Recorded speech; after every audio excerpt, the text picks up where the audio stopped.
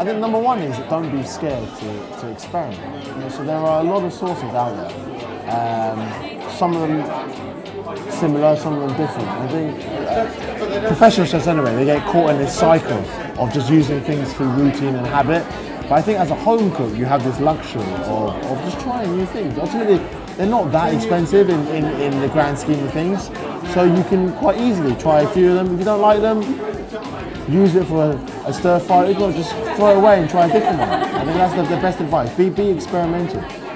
Top tips to develop your Chinese cooking at home. It's got to be the use of aromatics. So in terms of fresh ingredients, garlic, ginger, chilies, these really go a long way to flavour dishes. And then I would think about your sauces. So it's really important to have a really good quality Chinese store cupboard of ingredients. So arm yourself with condiments, you know, like light soy sauce, dark soy sauce, toasted sesame oil, Chinese 5 spice is a great spice to have, and also like chili bean paste. So experiment, because that's what's going to elevate your cooking. Well, I think it's important to get a good wok. Ching-He wok, it's not too bad. But the secret is really good sauces. And the reason why I love the Kum Kee sauces is because they're not only authentic, but they have really the right punch. In other words, the sauce has not been dumbed down. And I know because my mom used to use it, and all our family use it, so we know it's the real stuff. And I think that's really important. And then once you have the equipment, you have the sauce, the rest is easy.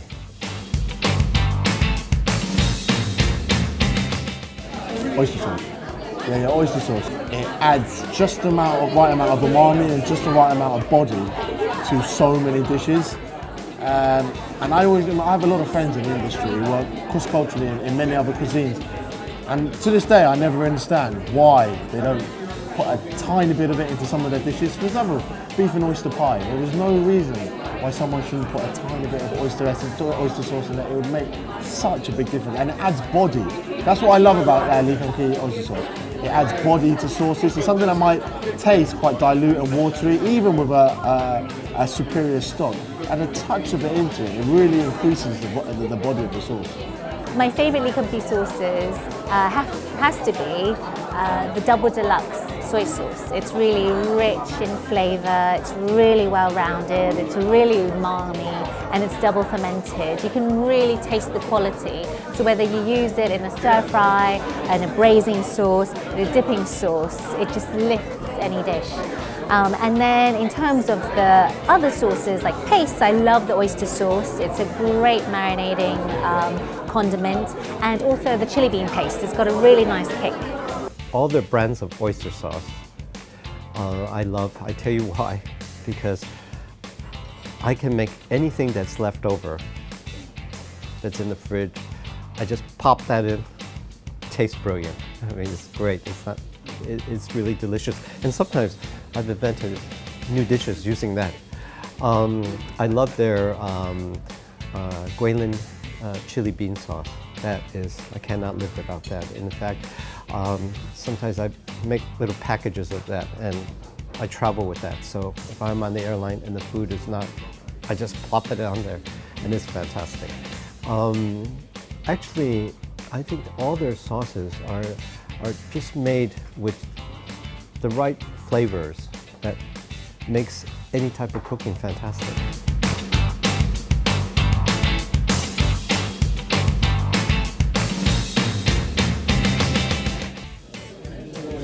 What's a good starting point? Well, for a beginner, it's got to be an easy stir fry, right?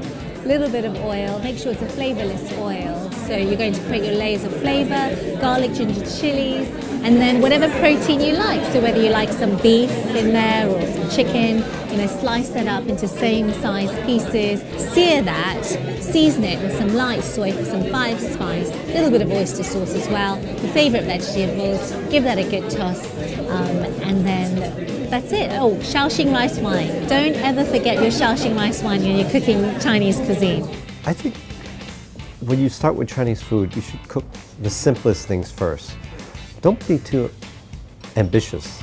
Master a few dishes that are perfect before you sort of go on to the next level.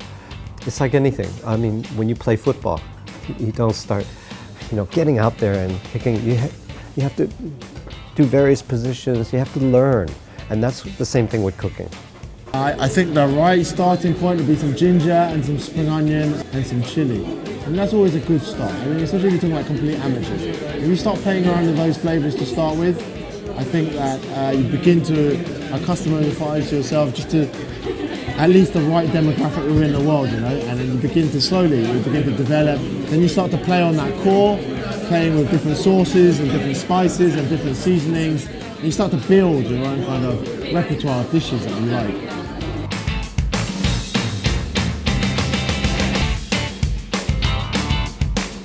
The real secret to Chinese garlic chicken is one simple thing: lots of garlic.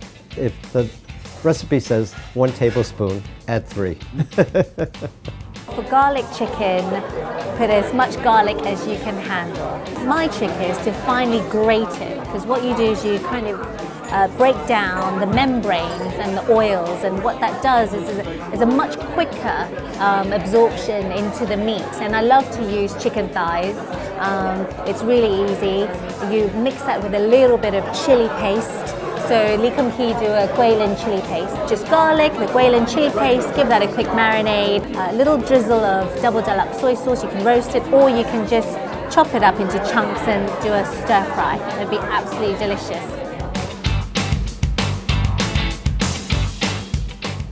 Noodle suggestions are hard, I'd always say like mung bean noodles or rice noodles. And if you put wheat noodles in, a lot of the time they don't hold up so well. So they get mushy or they get overhydrated, so they become smushy, which isn't particularly good for a hot pot. Whereas rice noodles and mung bean, they hold their shape, they hold their firmness and their al denteness very well. Noodle suggestions for hot pot. Wow, I mean, in terms of hot pot, add your favorite noodle. You can go mung bean noodle, you can go egg noodle, you can go rice noodle. Whatever noodle you choose, make sure you put it at the end of your hot pot meal, because what noodles tend to do is to soak up all the flavors of your stock liquid. And so what it does is it reduces the amount that you have to cook your ingredients.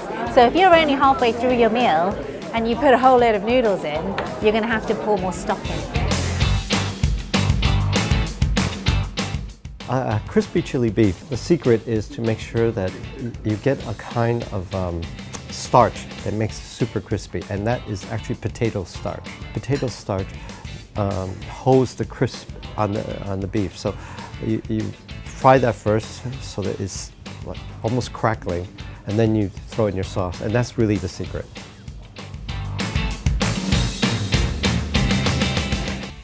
It depends if you're in a lazy mood or if you are a keen cook. If you're in a lazy mood, go and buy Chinese curry paste from the Chinese supermarket. That is the ultimate cheat. It's all mixed for you.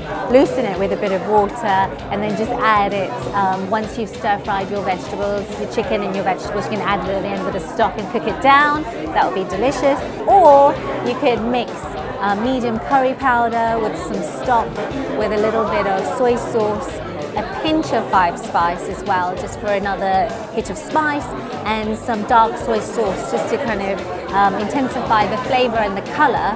And of course you can pour that into your stir-fried dish of chicken and vegetables at the end and just thicken the sauce, and that's a quick cheat curry. Chinese chicken curry is not like Indian curry. It's very mild. Actually, I found that sometimes using, believe it or not, Japanese curry cubes actually works very well. You can buy them in specialty shops, but they get that sort of flavor. A good Madras curry paste, just 1 tablespoon is enough. Great shredded chicken. Well, the trick is to get the skin really crispy. So it would be like you roast chicken on a Sunday. So season it with some salt, some ground white pepper. It's much more delicate. We use that in Chinese cuisine.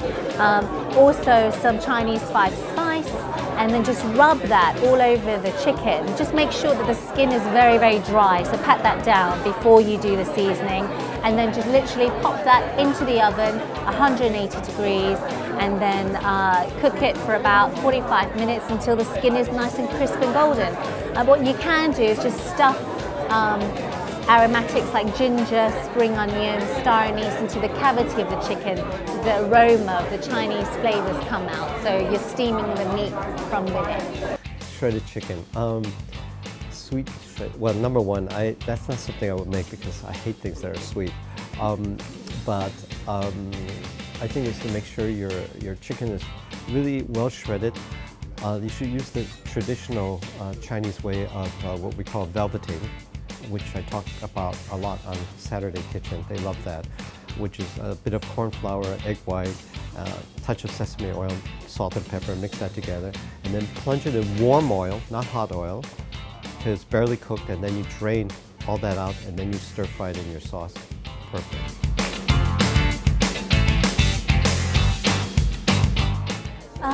When you're using the Kum Kee, when you're trying to make Char Siu pork, the best sauce, you can use the Char Siu sauce. Now there's 2 cuts of meat that would make a good Char Siu. You could do the pork neck, or you could use basically the pork thigh, the upper thigh.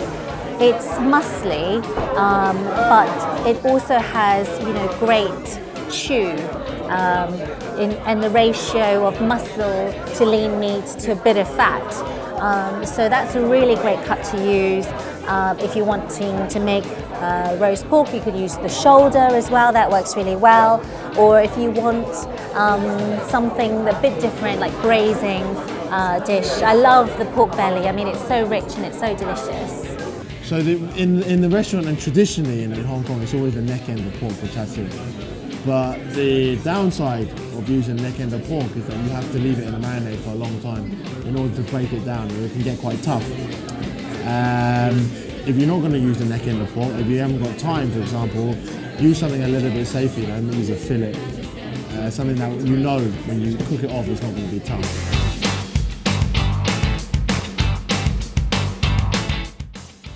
Oh, minced dumpling, you have to have fat. I mean, I think pork belly is fantastic. No fat, no flavor. I know it's not healthy, but you don't need to eat a lot.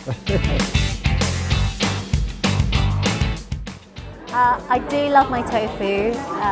A tip to drain your tofu quicker is to place a medium thick chopping board on top of the tofu. So unwrap it from the pack, pour that excess liquid away, and then just pop it on a towel, on a clean tea towel.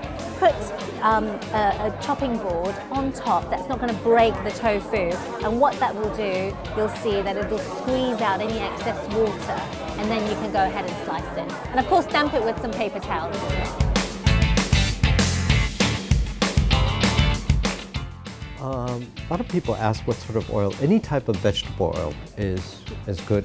I like to use groundnut oil. Why? Because it can be heated up to a very high temperature, and it is a wonderful flavor that doesn't dominate the dish. Even people who are allergic to nut allergies can use groundnut oil. So any type of sunflower oil is good, corn oil, any type of vegetable oil. Grapeseed oil is fine as well. But don't use olive oil. Why? Because olive oil is too delicate, and if you heat it up too much, it will destroy all its beautiful qualities.